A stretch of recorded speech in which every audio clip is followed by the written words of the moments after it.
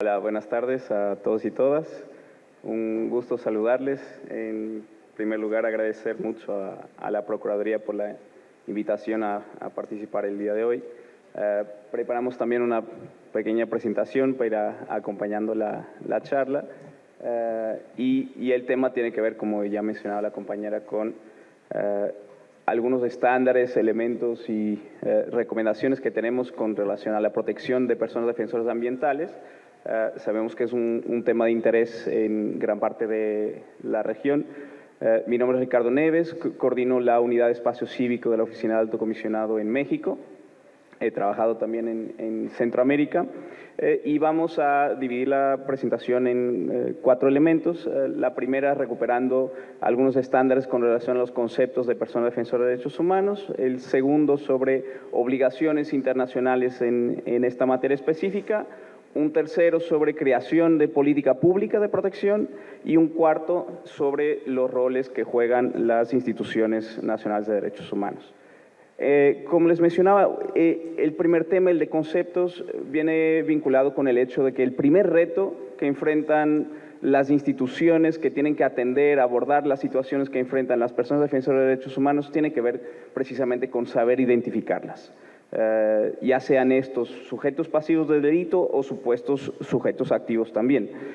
El primer concepto, el de persona defensora de derechos humanos, se enmarca en la creación hace 25 años, cumplimos 25 años este año, de la Declaración de las Naciones Unidas sobre Personas Defensoras de Derechos Humanos, adoptada por consenso de la Asamblea General, y que fue el primer instrumento de carácter internacional que considera oficialmente la defensa de los derechos humanos como un derecho autónomo, un derecho en sí mismo. Países como, por ejemplo, México, pero también Honduras, han ya integrado en la legislación nacional también el reconocimiento del derecho a defender los derechos humanos o de las personas defensoras de derechos humanos y otras disposiciones que derivan de esta declaración. Por otro lado, los periodistas, las y los periodistas son también muy importantes en la defensa del medio ambiente. Me precedió William, que abordó las responsabilidades empresariales. Muchas de las irregularidades que existen en el ejercicio de la actividad empresarial que conocemos, que impactaron negativamente en el medio ambiente, en los derechos humanos, las conocemos gracias al trabajo de investigación de las y los periodistas. El mensaje principal de esta parte introductoria es que es fundamental mantener el estándar de una definición con un enfoque funcional. Lo que estamos protegiendo es el derecho a defender los derechos humanos, es el derecho a la libertad de expresión, el derecho a ser informados e informadas. ¿Y por qué es tan importante este concepto o enfoque funcional? Sin entender quiénes son las personas defensoras o las periodistas, las estamos negando el acceso, la inclusión en estadísticas, que son fundamentales para la construcción de política pública, por ejemplo, en materia de prevención. Son fundamentales también para el acceso a marcos de protección especializados y, por supuesto, el reconocimiento de la fundamental función social que juegan para contrarrestar o prevenir acciones de desprestigio en su contra, como mucho pasa en la región. Pero también son fundamentales para el acceso a investigaciones por unidades o fiscalías especializadas o incluso la aplicación de protocolos de investigación especializadas o hasta incluso, dependiendo de las normas o legislación locales, el acceso a jurisdicciones especiales. Por ejemplo, y considerando que uno de los enfoques el día de hoy es el trabajo de las instituciones nacionales de derechos humanos, contarles que en México la Comisión Nacional de los Derechos Humanos elaboró y publicó 2 recomendaciones generales, una sobre personas defensoras y otra sobre periodistas, en que aplica precisamente este concepto funcional de quiénes son las personas defensoras y las periodistas, en lo que puede ser una buena práctica porque orienta el trabajo de las distintas instituciones del Estado. Otro tema que queremos abordar con ustedes, sin entrar demasiado detalle, tiene que ver con... está fallando esto, perdón. ¿Me pueden ayudar, por favor?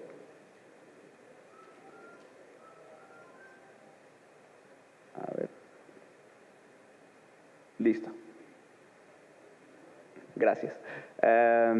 Por supuesto, como ustedes saben, las obligaciones internacionales en materia de protección a personas defensoras de derechos humanos derivan de varios instrumentos, entre ellos, de manera principal, el Pacto Internacional de Derechos Civiles y Políticos, por supuesto, a nivel regional, la Convención Americana de Derechos Humanos, pero más recientemente el Acuerdo de Escazú, que tiene mucho que ver con los temas que estamos abordando el día de hoy.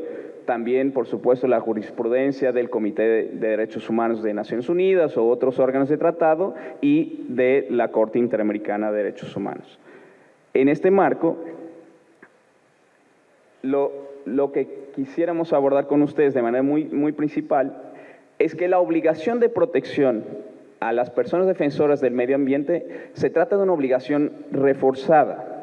Esto lo ha dicho en innumerables ocasiones la Corte Interamericana, también otros organismos, otros órganos de tratado. Creo que esto se apagó otra vez, perdón. Gracias. Muy bien. Y lo principal que quisiéramos compartirles, o más bien tener una reflexión conjunta, ¿por qué hablamos de una obligación reforzada? ¿Por qué en el caso de las personas defensoras del medio ambiente, el Estado tiene que de manera principal, con cierta especialidad, defenderlos, protegerlos y reconocerlos? Por un lado, por su rol social, y por el otro, por los riesgos específicos o la violencia selectiva que enfrentan. Entonces, sobre el primer punto, este rol fundamental que juegan las personas defensoras de derechos humanos, nos apoyan para ampliar la comprensión de las autoridades sobre determinadas cuestiones, por ejemplo, promoviendo la diversidad de ideas, identificar repercusiones específicas en grupos poblacionales con particular desventaja, lo hemos hablado bastante el día de hoy, y de esa forma promover una igualdad real, aumentar la legitimidad de las decisiones y mejorar la gestión pública y la rendición de cuentas. Seguramente a todos y todas ustedes se les ocurren muchos ejemplos concretos de contribuciones que han dado las personas defensoras en sus países. Seguramente sin ellas no tendríamos hoy el derecho al voto sin discriminación por etnia o por género, no tendríamos el fin de la esclavitud, del apartheid o, por ejemplo, los avances progresivos en temas de derechos laborales. Por eso, y debido a esa relevancia social, afectan varios intereses. Esto genera riesgos específicos. La crisis climática es también una crisis de derechos humanos, en la medida en que afecta de manera desproporcionada a los más desventajados. La Asamblea General de Naciones Unidas reconoció el derecho a un medio ambiente sano y limpio. Sin embargo, como lo dijo esta mañana el Alto Comisionado, muchos que defienden este derecho lo hacen con miedo. Se enfrentan a obstáculos jurídicos, agresiones, desapariciones, detenciones arbitrarias, criminalización e incluso asesinatos. Todos sabemos que la región de Latinoamérica es la región con el mayor número de ataques contra personas defensoras a nivel mundial. Entonces, por esa función social que juegan, pero también por el riesgo acrecido, desproporcionado que enfrentan, tienen los mismos derechos que cualquier ciudadana, pero también un marco específico de protección para los estados en los cuales se desarrollan. Quiero particularizar que a partir de abril de 2021, con la entrada en vigor del Acuerdo de Escazú, tenemos un derecho internacional más robusto que aterriza las obligaciones de protección en un marco normativo específico para nuestra región, que implica la creación de entornos seguros y propicios, sin amenazas, restricciones e inseguridad para los defensores del medio ambiente, pero también la obligación de reconocer, de proteger, de promover sus derechos y, de manera bastante ambiciosa, prevenir, investigar y sancionar los ataques en su contra. En este sentido, el Acuerdo de Escazú es un hito, pues en su centro tiene a las personas defensoras y su rol, su función social. Podríamos resumir el espíritu de Escazú en que si queremos defender el medio ambiente, debemos iniciar por proteger a quienes lo defienden. En este sentido, recordar también que en el desarrollo jurisprudencial particularmente amplio en el continente americano, tanto la Comisión como la Corte Interamericana han desarrollado 4 obligaciones desglosadas de esta obligación de proteger que hemos mencionado. Sabemos que hay 2 tipos de obligaciones principales para el Estado. Las obligaciones de acción y las obligaciones de omisión. En esta segunda, es particularmente importante resaltar la obligación de abstenerse de tomar medidas encaminadas a inhibir la labor de defensa. Esto incluye abstenerse de imponer obstáculos administrativos, legislativos y de cualquier índole que dificultan su labor, incluida la criminalización de la defensa de los derechos humanos. Asimismo, prevenir implica identificar y abordar las causas estructurales de los riesgos que enfrentan a través de la adopción de políticas públicas, normativas o de cualquier naturaleza para favorecer que las y los defensores realicen libremente sus actividades. La tercera, proteger cuando son objeto de amenazas en relación con su labor. Y la cuarta, investigar, juzgar y sancionar los ataques en su contra, que ha sido objeto de distintas sentencias contra los estados por incumplimiento. Por ejemplo, en el marco de la Corte Interamericana de Derechos Humanos, por ejemplo, en la vecina Honduras con el caso de Escaleras Mejía, o en el caso de México, el caso de la periodista Lidia Cacho, con una decisión del Comité de Derechos Humanos. Ahora, en el tercer punto que quisiéramos abordar, tiene que ver con qué podemos hacer entonces para proteger a quienes defienden el medio ambiente. Una de las respuestas obligadas tiene que ver con la construcción, la creación o bien el fortalecimiento de políticas públicas ya existentes. Para cumplir con estas obligaciones que hemos visto, las políticas públicas surgen o se fortalecen cuando se encuentran ventanas de oportunidad que conjuntan, en muchos de los casos, iniciativas de parte de la sociedad civil, sectores de un gobierno abiertos a construir una política pública de protección, pero también sectores del poder legislativo abiertos a construirla en el caso de optar por vías legislativas. En estos procesos es fundamental, y ha sido fundamental en casos concretos, el rol de las instituciones nacionales de derechos humanos. Las políticas públicas para la protección constituyen un sistema de leyes, mecanismos, medidas reglamentarias, cursos de acción y prioridades de financiación relativas a garantizar el derecho a defender los derechos humanos y particularmente en este caso el derecho a un medio ambiente sano y limpio.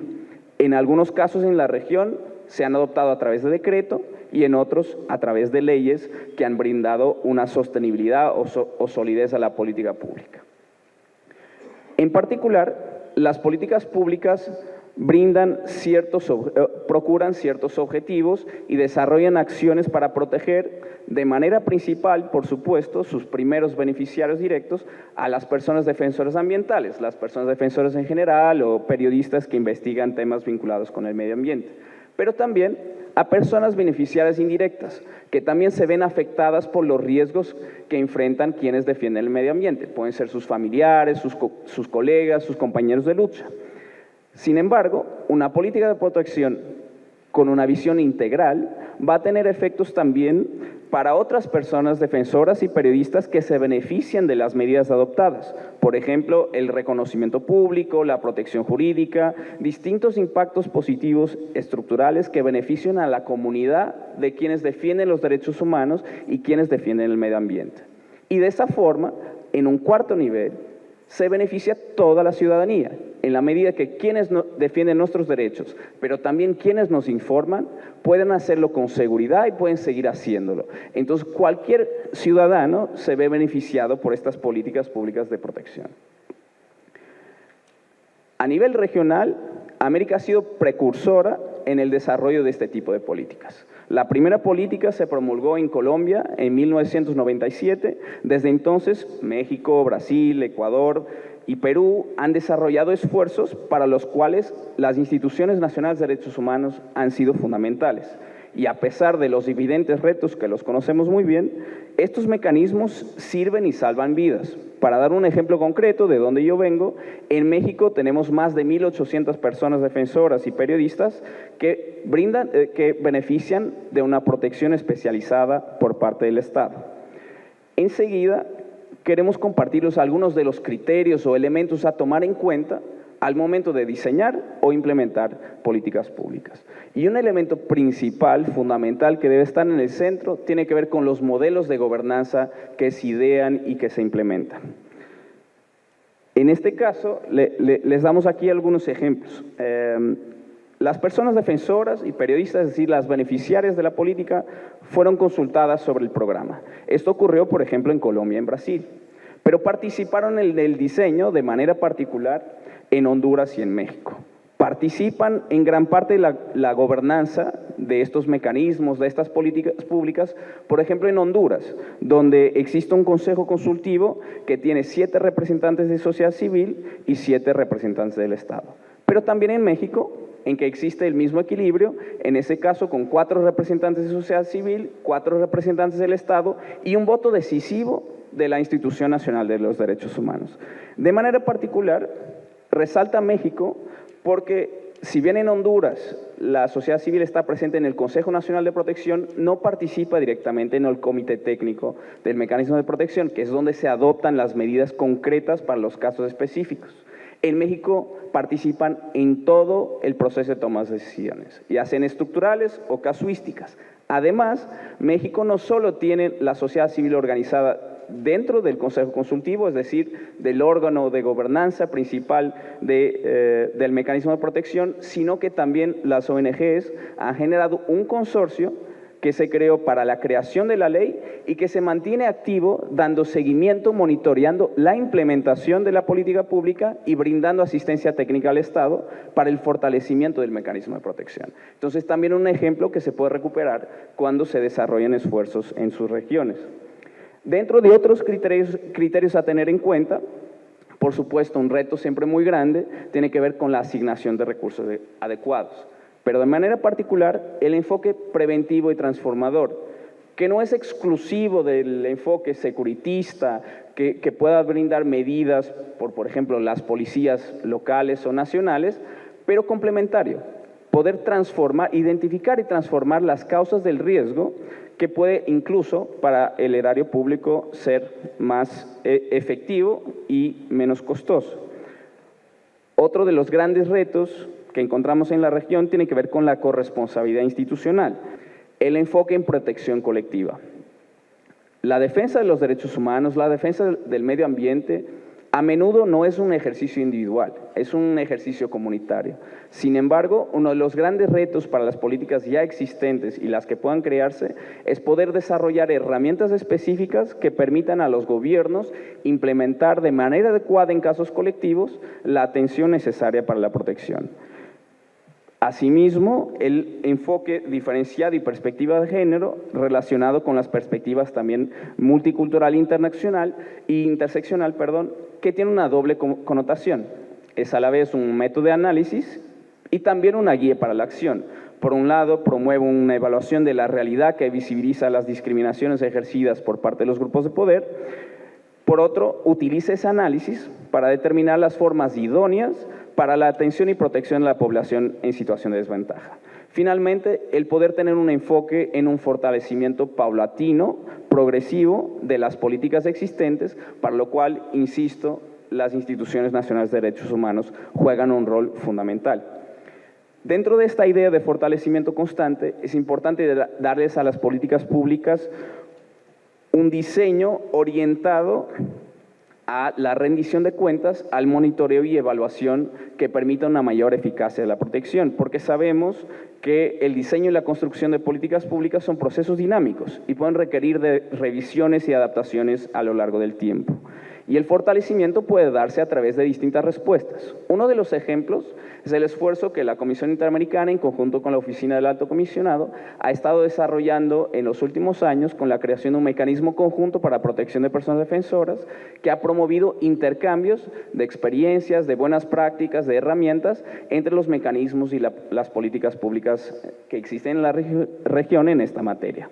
Otro aspecto importante también es la apertura al escrutinio que han demostrado algunos países, por ejemplo, el caso de Honduras, el caso de México, en los cuales la Oficina del Alto Comisionado ha conducido diagnósticos sobre el funcionamiento del mecanismo de protección, de los cuales derivan una serie de recomendaciones, 104 recomendaciones al Estado, específicamente en el caso de México, que llevó a la creación, al establecimiento de un grupo de trabajo en que participan las instituciones y la sociedad civil para definir las rutas para el fortalecimiento del mecanismo. Y esto me lleva al último punto, el rol de las instituciones nacionales de derechos humanos. La encuesta que realizó el Alto Comisionado en 2009 sobre el trabajo de las instituciones nacionales de derechos humanos en esta materia encontró que uno de los ámbitos en que la intervención era más débil era esta. Desde entonces, mucho ha cambiado. Y uno de los propósitos de hoy, como lo mencionó el Alto Comisionado en la mañana, es seguir ampliando aún más su trabajo en este tema. Claro, con la declaración de Marrakech en 2018, el GANRI conmemoró el 70 aniversario de la Declaración Universal de Derechos Humanos, los 25 años de los Principios de París y los 20 años de la Declaración sobre Personas Defensoras de Derechos Humanos, con un compromiso claro a reforzar su trabajo para proteger las personas defensoras de derechos humanos. Carolina compartió el ejemplo de Mongolia en la mañana y el rol que jugó la Institución Nacional de Derechos Humanos para la creación de un marco normativo para la protección de personas defensoras ambientales. El relator de las Naciones Unidas sobre personas defensoras de derechos humanos dedicó un informe específico sobre las buenas prácticas de las instituciones nacionales de derechos humanos en este ámbito. Algunos de los ejemplos tienen que ver con la creación de un centro de enlace para personas defensoras en la Comisión de la India, la Comisión de Derechos Humanos de Filipinas, que se encargó de prestar una serie de servicios, incluida la asistencia jurídica a personas defensoras víctimas de criminalización, o por ejemplo la Defensoría de Armenia, que ayudó a mediar, calmar la tensión en el marco de manifestaciones entre sociedad civil contra el gobierno en disputa por cuestiones ambientales, y el rol de esta Institución Nacional de Derechos Humanos permitió encontrar una solución pacífica para el conflicto. Pero hay muchos otros. Las instituciones nacionales de derechos humanos han liderado acciones de reconocimiento, premios, han participado en eventos de la sociedad civil, han realizado observación de derechos humanos, han reconocido la calidad de víctimas y acompañado planes de reparación, han visitado centros de detención donde se encuentran personas defensoras de derechos humanos. Por ejemplo, la Defensoría de Honduras presentó un habeas corpus en el caso de Huapinol, sumamente importante en ese caso, y son ejemplos de acciones concretas que pueden inspirar también la respuesta al llamado que hacía la señora Procuradora en esta mañana a una construcción conjunta. Si queremos defender el ambiente, debemos iniciar por proteger a quienes lo defienden. Y todos y todas tenemos responsabilidades en este sentido. Como también mencionaba en la inauguración el sultán bin Hassan, las INDH deben tener un rol en la protección de las personas defensoras ambientales. Este espacio es realmente una oportunidad única para favorecer políticas públicas a nivel local, nacional, pero también regional, para quienes defienden nuestros derechos, para que puedan hacerlo con seguridad. Por ellas y por nosotros, actuemos ya. Muchas gracias.